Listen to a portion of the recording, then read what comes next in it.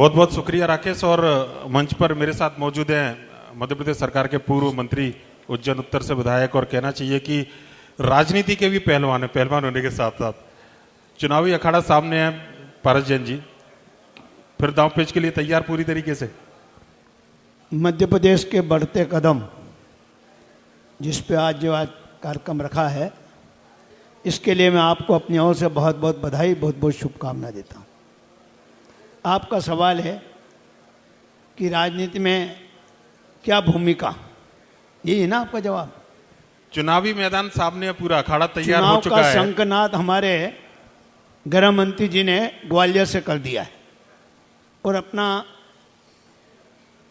जो काम किया था उसका कार्ड भी उन्होंने अपने सामने जनता के बीच में रखा है। वो आपको भी मालूम है, आप भी उस टाइम सब मौजूद थे। उनने कांग्रेस से भी बात की है। उन्होंने कहा कि जो हमने चार्ट रखा है 1956 से आपकी सरकार रही 2003 तक कांग्रेस की बीच में, वो भी अपना एक कार्ड रखे तो जनता के बीच में मालूम हो कि बीजेपी का कार्ड और कांग्रेस के कार्ड में क्या अंतर है। और ये शाह जी की बहुत बड़ी हिम्मत भी है। पहली दफे मैंने देखा है कि 39 सीटों का डिक्लेरेशन भारतीय जनता पार्टी ने पहली दफे किया है। और क्या सोच के किया ये तो मैं बता सकता हूँ, ये आपको ज्ञान है। वो 39 सीटें जो है हमारी हारी हुई थी और 39 सीट पे डिक्लेयर करने के बाद मुझे लगता है कि कम से कम 25 से 30 सीटें हम जीतने वाले हैं। इसका एक कारण है कि इतना समय उनको मिल गया है, एक तो जनता के बीच में जाने का, और अभी 1-1.5 महीना इतना बचा है कि जो काम यदि जरूरी आवश्यक होंगे तो वो काम भी मध्य प्रदेश सरकार के मुखिया के माध्यम से, शिवराज सिंह चौहान के माध्यम से हो जाएंगे, तो जिसका लाभ भारतीय जनता पार्टी को मिलने वाला। मेरा सवाल यह है कि आपने जो 39 सीटों की बात की, आपने देखे होंगे उम्मीदवार जो है ये भले ही हारी हुई सीटें हों, पर लेकिन शायद इनसे बेहतर उम्मीदवार बीजेपी को 39 सीटों पर नहीं मिलते। जीत का एक बड़ा क्राइटेरिया था, जो बाकी क्राइटेरिया पिछले चुनावों में गिनाए जाते थे, उम्र से लेकर तमाम क्राइटेरिया, इस बार उनको नजरअंदाज किया गया क्योंकि जीतना है चुनाव केवल। तो लग रहा है कि 39 सीटों के बाद में अगली जो लिस्ट आएगी उसमें उत्तर में चूंकि विकल्प पारस जैन के अलावा बीजेपी के पास कोई है नहीं, तो दादा जो है सबसे पहले तैयारी करते हुए नजर आएंगे, प्रचार करते हुए नजर आएंगे? नहीं, ऐसा नहीं। हमारी पार्टी राष्ट्रीय पार्टी है, वो जो डिक्लेयर करती है तो कुछ 39 सीटें कर दी। ये अभी अखबारों के माध्यम से, मीडिया के माध्यम से मालूम पड़ा है कि एक लिस्ट और निकालने वाले हैं। हम तो तैयार बैठे हैं और जनता भी हमारे उज्जैन की तैयार है। यदि आप उज्जैन की जनता से बात करोगे तो वो यही कहेगा और यही कहेंगे कि कोई भी उम्मीदवार आए, कमल उज्जैन उत्तर में खिलने वाला है। आपने रिपोर्ट कार्ड की बात की, अमित शाह जी रिपोर्ट कार्ड पेश करके गए। बीजेपी ने अपने जो पिछले 20 साल का कार्यकाल है केंद्र और प्रदेश की सरकार मिलाकर, उसका रिपोर्ट कार्ड पेश किया था अमित शाह जी ने। पारस दादा के रिपोर्ट कार्ड की हम बात करें, कितने संतुष्ट है? ये तो इसका पूरा जवाब जनता दे सकती है, लेकिन मेरी बात यह है कि एक ही उदाहरण हमारे लिए, सबके लिए, उज्जैन की जनता में भारत की यदि पोजीशन, उज्जैन की पोजीशन पड़ी है भारत में, तो महाकाल लोक के कारण पड़ी। अब जब देश के प्रधानमंत्री उसका उद्घाटन कर गए, महाकाल बाबा के दर्शन करने के लिए चाहे राज्यपाल हो, चाहे राष्ट्रपति हो, चाहे प्रधानमंत्री हो, सब लोग महाकाल बाबा के दर्शन करने आते हैं। और आपने देखा होगा कि यहाँ की जो व्यवस्था है, आप कहीं भी चले जाओ, जो 12 ज्योतिर्लिंग हैं उसमें सबसे अच्छा ज्योतिर्लिंग जो है महाकाल का है। ये बात जरूर है कि अभी सब दूर काम चलने के कारण थोड़ी जनता को तकलीफ है। यदि आप चारों गेट यदि देखेंगे तो चारों गेट से यदि मिलके उनके दर्शन होंगे तो आने वाले भविष्य में चाहे शिवरात्रि हो या नागपंचमी हो, 1 घंटे के अंदर दर्शन होने का साहस होगा।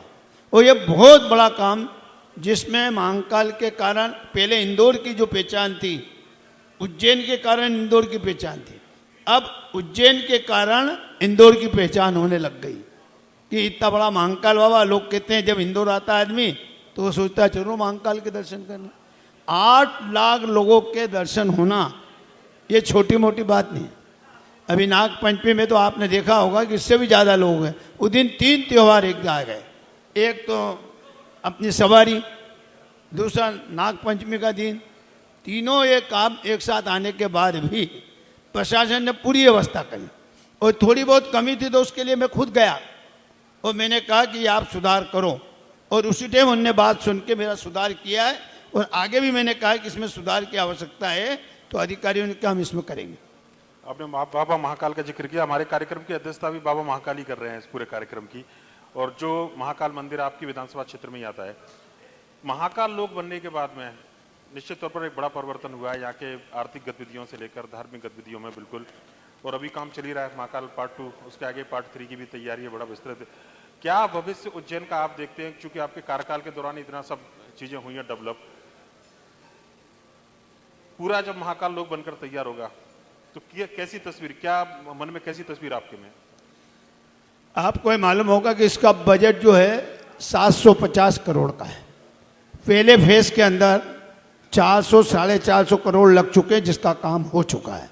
बाकी सेकंड फेज का जो काम चालू हो गया है, जब आपको यदि मालूम है महाकाल की सवारी जहाँ से निकलती है, किसी जमाने में मेन गेट वही था, उसको चौड़ा करके 80 फुट का रोड बनाने का उद्देश्य यही है कि नदी तक जाने में लोगों को दर्शन करने में कोई तकलीफ नहीं हो। और मुझे उम्मीद है कि जितने लोग आ रहे हैं और जो आपने 12 ज्योतिर्लिंग का कहा है, 12 ज्योतिर्लिंग में सबसे अच्छा, क्योंकि मैं भी कई ज्योतिर्लिंग में गया हूँ, आप भी दर्शन करने गए होंगे, जो व्यवस्था यहाँ है मेरे ख्याल से ऐसी व्यवस्था कहीं भी नहीं। थोड़ी बहुत तकलीफ जो है अभी निर्माण काल चल रहा है इसके कारण है, वो भी दूर हो जाएगी। चुनाव की बात हम कर रहे हैं, चुनावी साल है, इस समय चुनाव पर वापस आते हैं। कांग्रेस की निगाह उन सीटों पर है जो पिछले 15 साल 20 साल से नहीं जीत पाई है। आपकी सीट भी भोपाल जो उज्जैन उत्तर है उसको फोकस रखा है इस बार। कांग्रेस को ये काम करना चाहिए और करते भी रहना चाहिए। मैं तो उनको भगवान महाकाल से एक प्रार्थना करता हूँ कि जिस प्रकार मैं 5 साल तक लगा रहता हूँ, यदि उनके भी उम्मीदवार 5 साल तक लगे तो आज जिस प्रकार से 84 महादेव की बसें भर के ले जाने की जरूरत नहीं पड़ेगी। आज साड़ियाँ बांट रहे राखी पे नाम पे, उसकी आवश्यकता नहीं पड़ेगी। ये उनकी सबसे बड़ी कमी है कि वो जनता के बीच में रहते नहीं है, जनता की बात सुनते नहीं है और जनता की समस्याओं का निराकरण करते नहीं है। और जब चुनाव आते हैं तो जैसे बरसाती मेंढक टर्टर करते हैं, ऐसे लोग आ जाते हैं। अखाड़े में दिख रहा है आपके सामने दूसरा पहलवान दाव आजमाने के लिए कांग्रेस की ओर से। अब कोई भी आ जाए, ये तो जनता फैसला करने वाली है। मेरे सामने भी बैठे ये भी लोग मेरे सुन भी रहे होंगे। उज्जैन की जनता ने मन बना रखा है कि जिसने विकास किया है उसको जिताना है, चाहे उत्तर हो चाहे दक्षिण हो। और मैं आपको दावे से कह रहा हूँ कि हमारे शाह जी ने कहा है ग्वालियर के अंदर कि हम 150 सीट लाने वाले हैं मध्य प्रदेश के। अभी मैं उनके पूर्व वक्ताओं से भी बात में सुन रहा था, हमारी अभी 3 सीटें और 7 सीटें हैं। और मैं उसमें भी बताता हूँ कि जिले में हमारा ज़्यादा से ज़्यादा बहुमत रहेगा। 3 से बढ़कर ही भारतीय जनता पार्टी का कमल यहाँ खिलेगा जिले में। महापौर के अभी चुनाव हुए थे, उस समय हमने देखा था कि जो बड़े बड़े गढ़ थे आपके भी भोपाल उज्जैन उत्तर की अगर हम बात करें तो यहाँ भी 10,000 का मार्जिन कांग्रेस को मिला था। तो मन में कोई वो तो नहीं कि क्या कारण था या कोई गलती? ये आपने बहुत अच्छा प्रश्न पूछा है। हमारे यहाँ 2 समाज के लोग ज़्यादा हैं, एक बेरवा और एक बलई। वो जो यहाँ का कांग्रेस का विधायक था वो बेरवा था और बलई था। बलई जो है मेरे विधानसभा में ज़्यादा लोग थे और बेरवा जो थे हमारे दक्षिण में ज़्यादा थे। तो बेरवा वोट उनको सब मिल गए हमारे महापौर को, और इधर के बलई जो वोट थे वो कांग्रेस को मिल गए। इस कारण से उसने, लेकिन ये बात निश्चित है कि पहले जितने पार्टियों से विधानसभा हम जीते हैं उससे कम जीतने वाले हैं, उतने वोटों से हम जीतेंगे। बीजेपी ने एक रास्ता तय कर दिया है कि अब सभी दलों को जो है सनातन हिंदुत्व ये सब बातें करनी पड़ रही है, मंदिर भी जाना पड़ रहा है। हम भी देख रहे हैं कि महाकाल की सवारी में मुख्यमंत्री जी आते तो पिछली बार कमलनाथ जी भी आए थे। तो ये सियासत है या मजबूरी है या फिर बाकी में आस्था है? अभी जिस प्रकार मुख्यमंत्री जी हमेशा सवारी में एक बार आते हैं, लेकिन वो जो 4थी 5वीं सवारी में उसमें भीड़ रहती तो नहीं आते। आपको मालूम होगा कि पहले भी विकास यात्रा हमने निकाली थी और विकास यात्रा मध्य प्रदेश में एक जगह से निकलती थी, वो उज्जैन से। अब ये विकास यात्रा 5 संभागों से निकल रही है और 5 संभागों से निकलने के बाद हर विधानसभा को ये टच करेगी। ये इसका उद्देश्य भी यही है कि हम पहले कम विधानसभा में जा पाते थे हमारी यात्रा, अब विधानसभा की यात्रा पूरे शब्दों जाएगी, जिससे जनता का आशीर्वाद फिर मिलेगा। आप लंबे समय तक मंत्री रहे हैं और इस बार जब सरकार बनी थी तो हालांकि दावेदार जो कांग्रेस छोड़कर आए थे, जिनकी वजह से सरकार बनी, उनको मौका मिलना भी था, पर लेकिन कई सीनियर चेहरे जैसे आप थे, मंत्रिमंडल में जगह नहीं मिली। एक बार फिर से मंत्रिमंडल की सुगबुगाहट है और कहा जा रहा है कि आजकल में शायद कभी भी रीसफल हो सकता है। क्या है, मंत्री बनाना और नहीं बनाना ये संगठन का काम रहता है।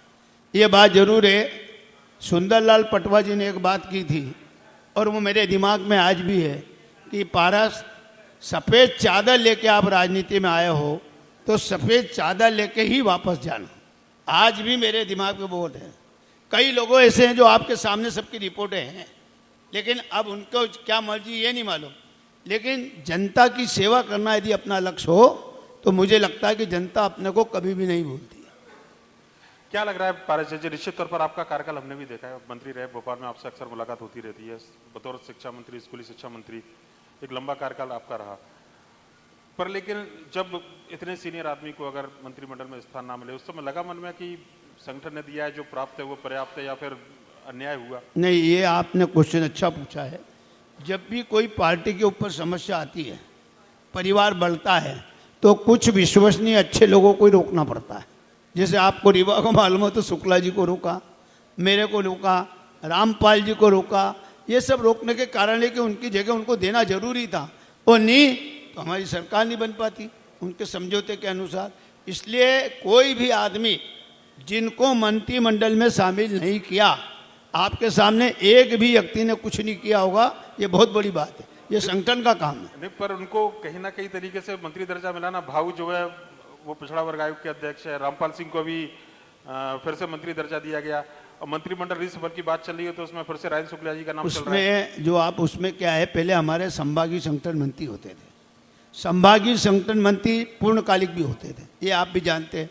उनको जब पूर्णकालिक बनाया गया था, परिवार छोड़ के जब आए थे, वो जब इस प्रकार का परिवर्तन हुआ तो किसी को विकास प्राधिकरण के लिए बनाया, किसी को क्या बनाया, किसी को खादी ग्राम उद्योग का चेयरमैन बनाया, किसी को आपत्ति निगम का बनाया।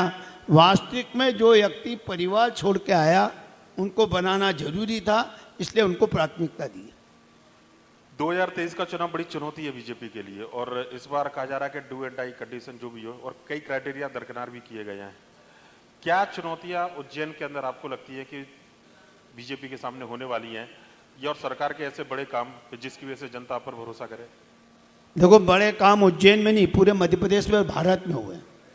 मैं पूर्व प्रधानमंत्री अटल बिहारी जी के बात में ले आया। पूर्व प्रधानमंत्री अटल बिहारी वाजपेयी एक योजना लेकर आए थे, प्रधानमंत्री सड़क योजना। वो चाहते तो अपने नाम से ला सकते थे, लेकिन वो अपने नाम से नहीं लेके आए।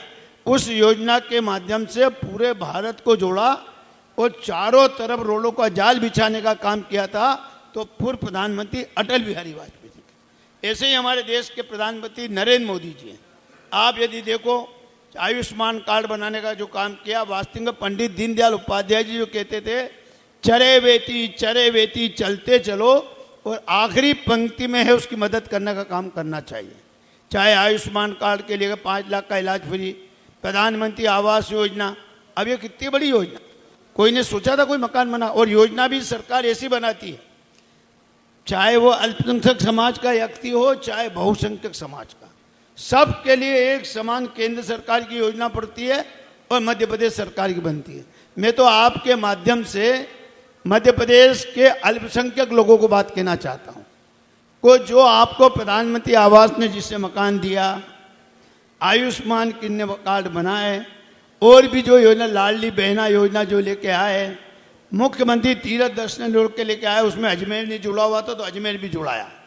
मेरा कहना, जब सरकार इतना कर रही है तो आपके माध्यम से उन सब लोगों से कहना है कि आप 2 हाथ से ताली बनाइए और भारतीय जनता पार्टी को वोट दीजिए। मेरा सवाल था, एंटी इनकम्बेंसी जैसा माहौल लग रहा है कि ऑल इज वेल, सब कुछ ठीक है? ये सब टिकट बंटवारे के ऊपर है।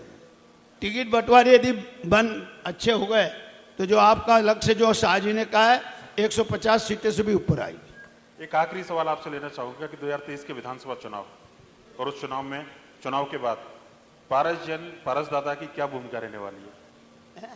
भूमिका इस चुनाव में आपकी क्या रहने वाली है? इस देखो, चुनाव में हमारा क्या रहने वाली मुख्य नारा इसमें यही रहेगा, विकास हमारा नारा है और विकास हमने किया है। सरकार का भरोसा हमारे विकास पे है भी नहीं है। आपने यदि देखा हो तो कांग्रेस ने किसानों के कर्जे माफ करने की बात की थी, आज तक नहीं करा। लाडली बहना की हमारे मुख्यमंत्री ने इनका चौथी किस्त 1,000 रुपये की डाल दी।